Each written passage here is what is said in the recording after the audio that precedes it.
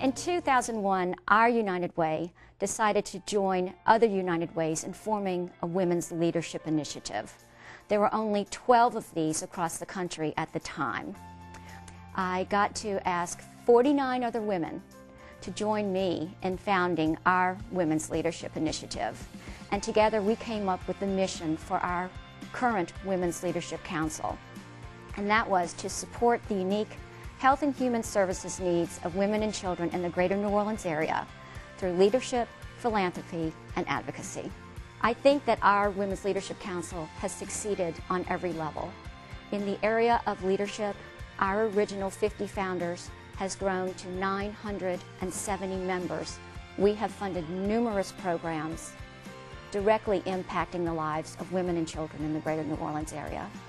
As far as philanthropy, women who choose to become a member of the Women's Leadership Council support United Way at $1,000 or above in annual donations.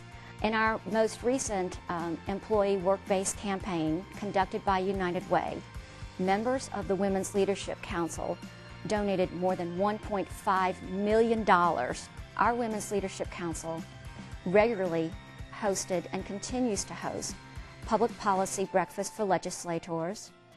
We've had our mayors speak at our events. We've had governors speak at our events. And we have the ear of our legislators. We have built playgrounds, we have built homes, and we brought the attention of the entire nation to the plight of our child care centers when we hosted the Seeing is Believing conference right after the storm. I hope that this next generation of WLC members will take from it the wonderful experiences that our 50 founders did.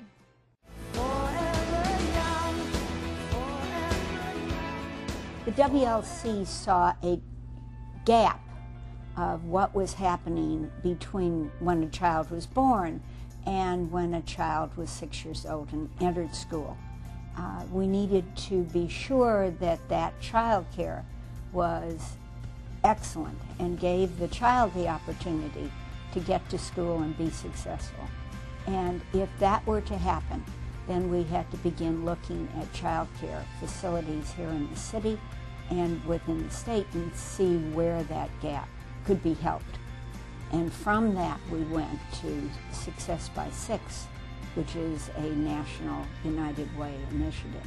The quality rating system pushes very hard on teachers. So we will have created a rating system that moves our children in a much more successful way through these early years. It should increase our children's ability to take the LEAP test. It should increase our children's ability to go to college.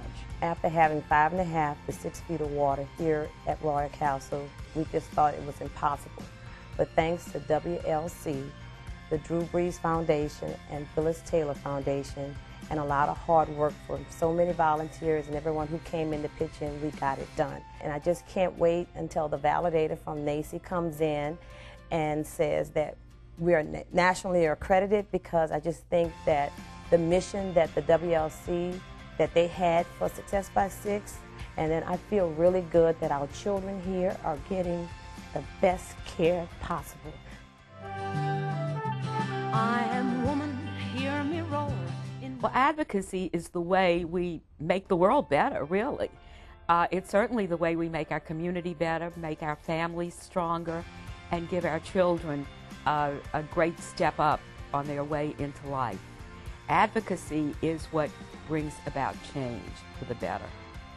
Organizations such as the Women's Leadership Council play a critical role in helping pass legislation that impact women and children. You know, their power in numbers, and when this organization comes out to the legislature, they are absolutely powerful. Well, one of our great successes has been expansion of the Nurse-Family Partnership, which has been a very important step in the right direction. So few of our young mothers, our young pregnant women in our state, have this program available to them. And we have funded a position here in our region, but we are also advocating for its expansion throughout the state.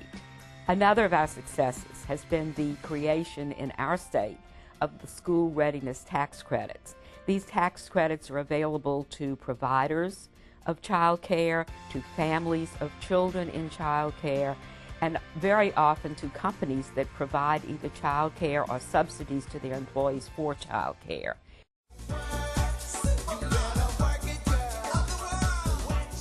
In 2004, Rashonda Bridges bought this home in Gentilly.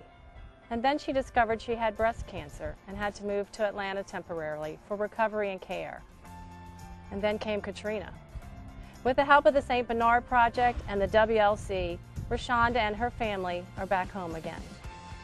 It's priceless. I'm gonna be honest with you. It's unbelievable. It's a blessing. I'm excited. And I just think about it every day. I do. I mean, all that I've been through, all that, just all of the ugly, now it's beautiful. And I mean, that's the only way that I can think of it. But I'm happy that I'm home. I'm thankful for you guys. I am. Believe me. Because I was at a point where I had no idea how this was going to get done.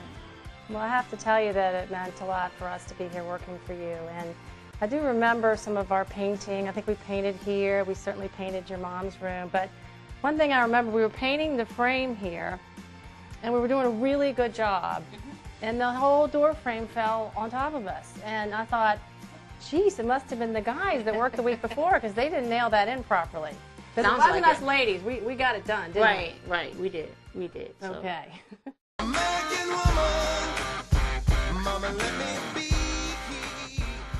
We represent WINGS, Women in the Next Generation, members of the WLC, open to women 35 years or younger who contribute a minimum of $500 to the United Way.